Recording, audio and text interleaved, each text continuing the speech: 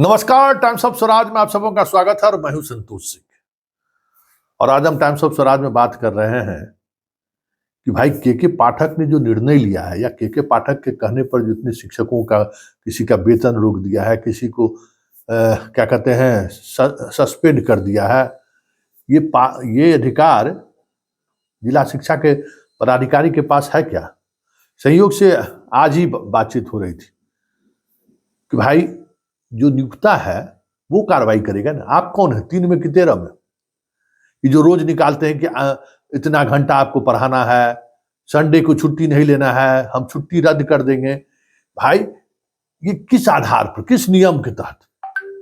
2023 में जो नियमावली बनाया है वो बीपीएससी वाले के लिए है ना। जो नियोजित है, जिसका नियुक्ता इकाई मुखिया है, प्रमुख है, जिला परिषद अध्यक्ष है, उसका मालिक तो वो न है।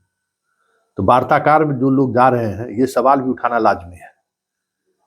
और ये भी सवाल उठाना लाजमी है कि पाठक ने जो पिछले 5 महीने के दौरान जो फैसला लिया है वो कितना कानून सम्मत है। पूरे देश में शिक्षा को लेकर जो समय अवधि है, पढ़ाई का जो घंटा है, गर्मी छुट्टी है, ठंडा छुट्टी है, बाकी जो छुट्टी सब है, वो छुट्टी काटने का इनको अधिकार है क्या? वार्ताकार महोदय, सिर्फ सक्षमता परीक्षा ही फोकस नहीं है। सक्षमता परीक्षा भी एक बात है, और सक्षमता परीक्षा में जो जिस तरीके से परीक्षा लेने की बात हो रही है, भाई आप मैट्रिक इंटरमीडिएट का परीक्षा भी हुआ है, मैट्रिक का परीक्षा शुरू है, सब गार्डिंग कर रहा है, 1 घंटा किसी टीचर को पढ़ने का भी मौका मिल रहा है, कैसे परीक्षा देगा? और आप जो परीक्षा लेने की बात कर रहे हैं, क्या परीक्षा? सक्षमता परीक्षा है कि दक्षता परीक्षा है कि एसटीईटी टीईटी? कौन परीक्षा लेके आप फिर कौन सा परीक्षा लेना चाह रहे हैं? तो ये देखिए, ये परीक्षा बात नहीं है। ये 5 चांस लगता है जैसे भीख मांग रहा है मास्टर लोग, शिक्षक लोग। नहीं, 3 बार में फेल कर देंगे तो 2 बार और दे देते हैं। कंप्यूटर्स ने हाथ से भी दे दीजिए। अरे भाई, आप अपने चेहरे पर खुद काली पोत रहे हैं। आपने इतने दिनों से जो परीक्षा लेकर शिक्षकों को बहाल किया, इसका मतलब अयोग्य शिक्षक को आपने बहाल किया। आप ही लिए ना सरकार। यही विजय चौधरी शिक्षा मंत्री रहे हैं एसटीईटी के समय में, और कहे थे कि इसमें जो पास करेंगे उनको हम बहाल करेंगे। बहाल नहीं किए। पूरे देश में तो टेट पास करने वाला, एसटीईटी पास करने वाला सीधे शिक्षक बनता है, सीटेट वाले सीधे शिक्षक बनते हैं, उनको प्रमोशन का भी लाभ मिलता है, अस्थायी शिक्षक भी होता है।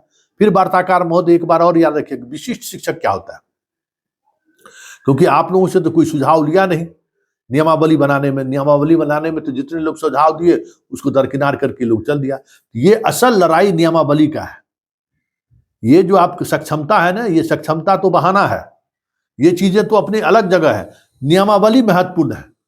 जो नियमावली बनाया गया है वो नियमावली कहीं से भी शिक्षा में सुधार को लेकर खड़े उतरने वाली नहीं है। कई तरह की विसंगतियां हैं। आप लोग वार्ता करने जा रहे हैं, आप ये भी सवाल करिए भाई जो कंटिन्यूटी में जिनका सर्विस है, उनका सर्विस को उनका लाभ मिलेगा? बीपीएससी वाला में गया तो उसका सर्विस ब्रेक कर दिया। सेकंड टीआरई में जो कंप्लीट किया उसको कह रहे हैं कि भाई फर्स्ट टीआरई में रिजाइन दीजिए तब सेकंड टीआरई में देंगे। वही नियोजित शिक्षक लोग क्यों? आपकी पोस्टिंग की नीति गलत रही, इस कारण से 30 से 40 हजार शिक्षक ज्वाइन नहीं किया। फिर वही संकट होने जा रहा है। आप नियोजित शिक्षक को मजबूर करना चाहते हैं कि हम 3 जिला पार करा दें। भाई क्यों पार कराने की जिद पर रहे हुए हैं? उससे थोड़ी सुधार हो जाएगा। आप प्रखंड पार करा दीजिए। जो टीचर 20 बरस से एक स्कूल में है, अब अंतिम समय में उसको क्यों बहाल है?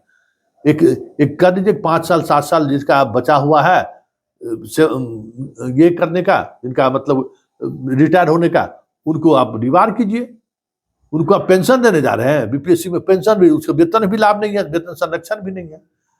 लेकिन इन सब से इतर जो सबसे महत्वपूर्ण बात है, जिस बात पर अब सवाल होनी चाहिए कि मशाल जुलूस में हो, गर्दनी बाग धरना स्थल पर हो, जहां कहीं भी शिक्षक गए, छुट्टी लेके गए, ये छुट्टी काटने का अधिकार, ये जो टोला सेवक से लेके जो बाकी लोगों को जो जांच करने के लिए स्कूल भेज देते हैं, नियोजन इकाई वाला चूड़ी पहन रखा है इसीलिए ना।